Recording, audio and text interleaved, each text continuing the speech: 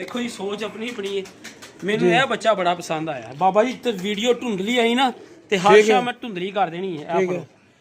एक है बच्चा ये सारा ठीक हो गया। पर पूरा आ रहा बाबा जी? पूरा जी पूरा। देखो जी क्या बात है। यह जी गुलाई ना जी यह मान नहीं होंगी बाबा जी। बिल्कुल ठीक है। एक पासों ए ने ठीक है जी।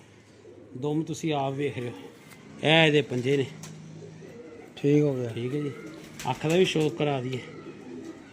ए अख जी ठीक हो गया। ठीक है।